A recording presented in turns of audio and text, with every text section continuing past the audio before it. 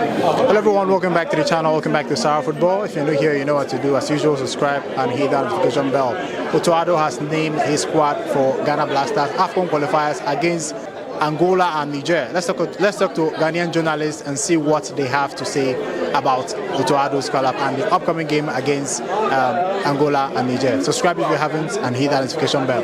Well, you see, I have always insisted that when it comes to player call-ups, coaches are always going to have their choices. The media will also have their choices. The buck stops with the coach to defend what he puts out there, and that's what he has done. And given what I followed, I think that's all there is. He gave us the chance to interrogate who he has called, and also explain to us why some others were not called. And the reasons are something you cannot contest. For me, it's good. The key thing now is to get a team to play as a unit, get them to give the kind of results that will ensure our qualification. And as we progress, the other expectation will be that they will play and give us something bigger than what they have done in the past. A lot of people have complained about the pitch and how it will affect the performance of the Ghana Black Stars. Do you think that's a concern? Yes, it's a concern. And that's why, in fact, that's why I came here.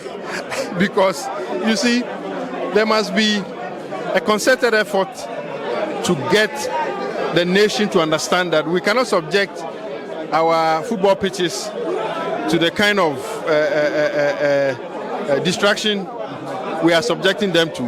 And then when the Black Stars is about to play, we run around the place to put a pitch or the surface in order so the team can play. No, there should be some consistency in the way we are maintaining pitches in this country. Because you see, these players, the leagues they play in have just started. You know, just about a week into their new season. Nobody will want to risk on a bad pitch. I mean, you can get injured on a good pitch, but the point is that bad pitches contributes to more injuries than good pitches. And I think the government of Ghana must ensure that some of the things we are seeing are taken care of. Yes, hide the pitches to other people, give it, it's business.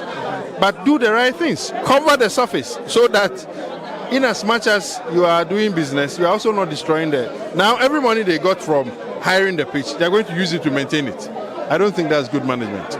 Finally, what are you expecting in the two games? Well, we have to win. Both of them? Yeah, why not? That's the ultimate. Because at the end of the day, you want the team to qualify. And qualification can only come when you are winning. The coach said it. We might drop points along the line, but the key thing is to win your games. Well, I'm not really surprised, considering the fact that it's a new season. And the regular starters and the performance in their various leagues, we know them, so I'm not too surprised. My only disappointment is in defending the call-up and some of the missing names. How he went about it is my only disappointment. Is asking who should go out and who should come in. I don't think that's our job really. We would ask questions as to why player A is not in there, player B is in there. It's not our real job to take a player out and call a player. So that's where my disappointment is. But overall, I think that the squad is fair. Nothing surprising in there. The absentees, which player do you think that should have maybe gotten a call-up or included in the squad? Well, for me, if you ask me my personal opinion, I feel that Bernard Mensah should be in there, considering his form over the last 2-3 years. Even though we know the reasons why he's not in the squad. He's had issues with the establishment, so-called.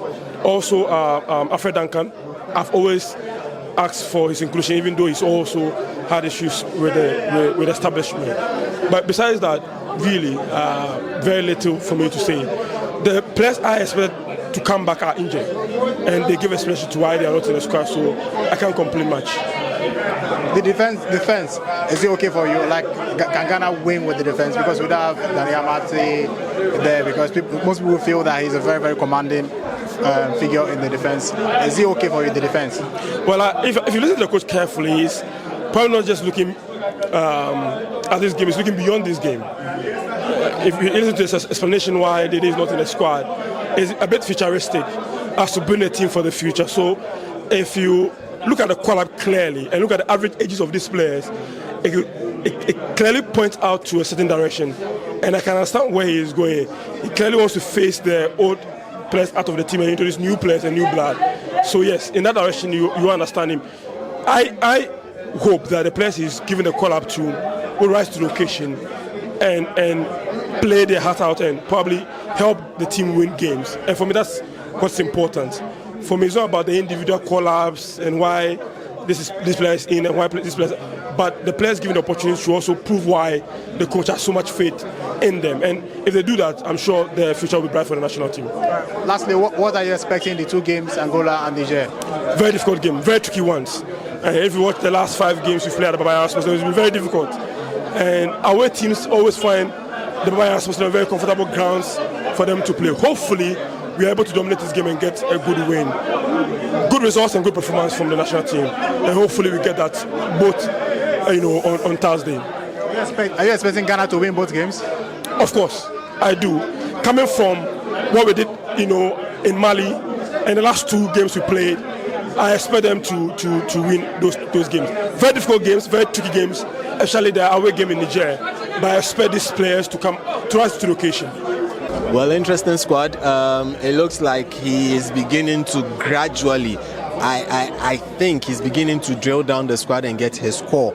I would not like to set a question and answer for him, but this is a squad we've seen most of them together, and gradually we would say that they are beginning to gel, and hence he wants some form of continuity. I'm not speaking for him. I should add that. Your opinion? Yes, my opinion from where I sit and how the call-ups have gone and what we are seeing. It looks like he's beginning to have a pool, but have a limited number in his pool. So for me, it's a good call-up. He knows what he wants to do with the team. All in all, what we want is a win. So if he would play a 4-2-3-1, invert in the middle, or he will play a 3-4-3, whatever he will do and get the result. He understands that as the games come by, the pressure becomes more intense, and he's willing to embrace it and give results. If he believes this is the team that will get him the results, then that's fine. Okay. You look at the players that have not been called up, because everyone has had a lot to say in the press conference room, because everyone was asking, why is this player not called up? Why is this player not called up? Which player that's absent in the squad you felt that, okay, you should have considered this guy? Well, one person that I was looking forward to making the squad, he actually got injured in the last game. That's Forsen Amankwa, but I gather from sources that he's beginning to start team training. Okay. So I would say we should not rush such a person. Aside that, you want to mention another name. People are talking. I don't want to mention any name, or you want me to go there. I'll be glad enough to go there. Whatever you want to. Well, so I think it to be clearer if you mention names. Solid. So call-ups are made based from where my understanding. Call-ups are made from the fact that performances are accounted for. You need to perform for your club so that you are called by a national team. The players that have been called, aside Frederick, I would gladly say that we've seen everybody kick a football in some form of competitive nature this season. We just started some 3 weeks ago. So if you now are calling for a player who is currently not in competitive mode, then it becomes a problem. Correct me if I'm wrong. When Dede was scoring for Le Havre, and he was part of the Le Havre team, we were rather calling for his addition because we were seeing his inputs and performance and output week in, week out. But here lies the case where we can't say we are shrouded in secrecy. We've not seen him this particular term.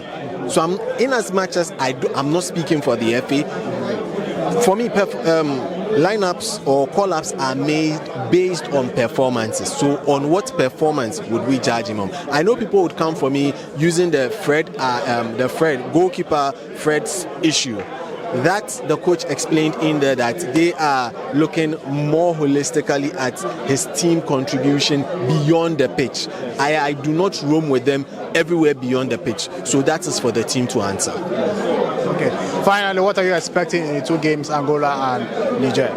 Well, 2 games is an opportunity for us to get 6 points. So that's what I'm looking forward to. Simple 6 points. Okay. So you're expecting Ghana to win both games? Yeah.